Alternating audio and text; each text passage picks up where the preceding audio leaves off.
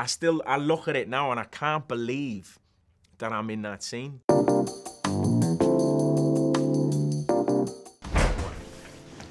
you believe this weather, Frank? I'm Tony Provenzano, and you have Jimmy Hoffa, obviously, and Frank, and my cousin, and we've come for a meeting because Hoffa needs my endorsement to run again, so he can get re-elected for the Teamsters. People freezing to death in New York, and look at us. Huh? Hey.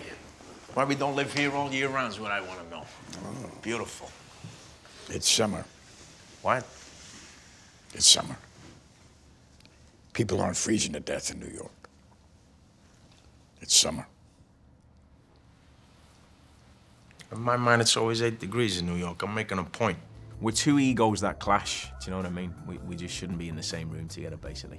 And in this particular meeting, it goes against everything that Jimmy stands for, because he doesn't, you know, he's, like I've just said, he's a very stubborn man, and to make an apology for him, he just doesn't do that. So he needs my endorsement to be able to run again in the elections. So this meeting's being called for him to be able to ask me. Making a point. Making a point dressing like that? Is that you dress for a meeting? And this is how you dress in Florida? In a suit? For a meeting? Anywhere. Florida, Timbuktu, I dress in a suit. For a meeting. I mean, the shirt's so loud, it's so brilliant. We found an original shirt. He's got a pair of Gucci loafers on, cream Gucci loafers, and he sprayed a bit of fake tan on me and all that, and he, you know, he's loving it while he's out there because he's from New York, so he's loving it in Florida. The shirt, it was an original pattern. I've still got one, actually, in my wardrobe at home. Never to be worn again, but it's for nostalgia, do you know what I mean? I never waited for anyone who was late more than 10 minutes in my life. I'd say 15. 15's right. No, 10. On the page, it's very much, it's a much more, it's very condensed, that particular scene. And it's just dialogue between me and him. And Marty he kind of took me aside and he just play with it a little bit more, just free it up. We did a couple of takes in that, and Stephen popped into my head, my own voice popped into my head, and I was like, I'm in a scene with Robert De Niro, and he doesn't say nothing on the page.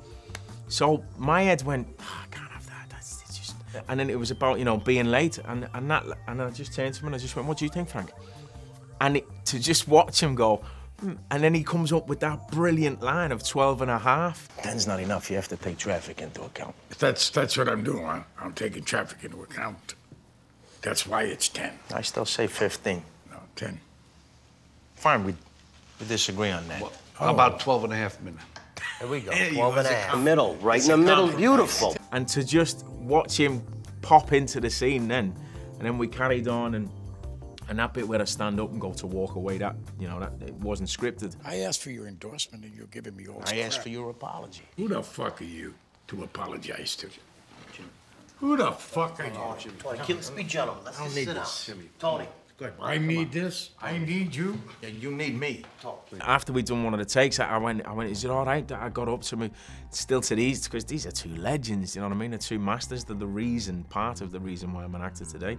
I went, is it all right when I got up to walk away? I went back into Stephen, and they were like, no, it was great. It was fine. You know, it comes alive. And Marty creates this playground where you know, you don't have to stick to everything that's on the script. You're allowed to play with it and create it and make it as real as possible. Me and Al just really started to improvise, so it become like a real battle between these two egos. And then it goes into that scene as well, but this time he comes at me. Do you know what I mean? So, and then we just roll around on the floor.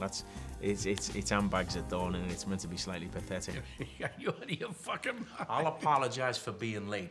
After I kidnap your granddaughter, rip her guts out, and send them to you in a fucking empty.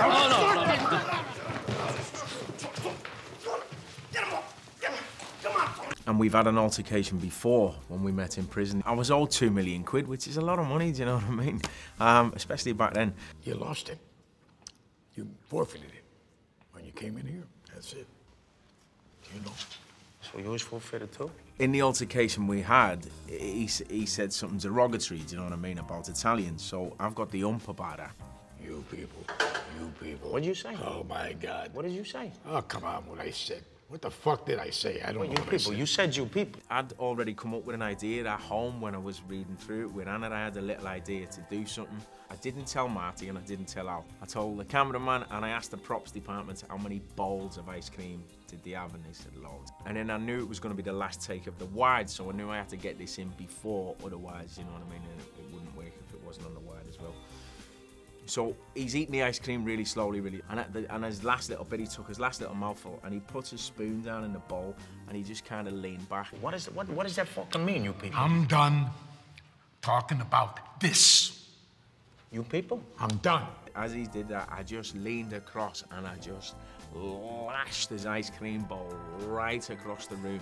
And I went to jump across the table and I went, you, and he just went, whoa! You're done? I'll rip your fucking head off. Marty went, and cut. And he went, did you see that, Marty? The kid frightened me. He frightened me.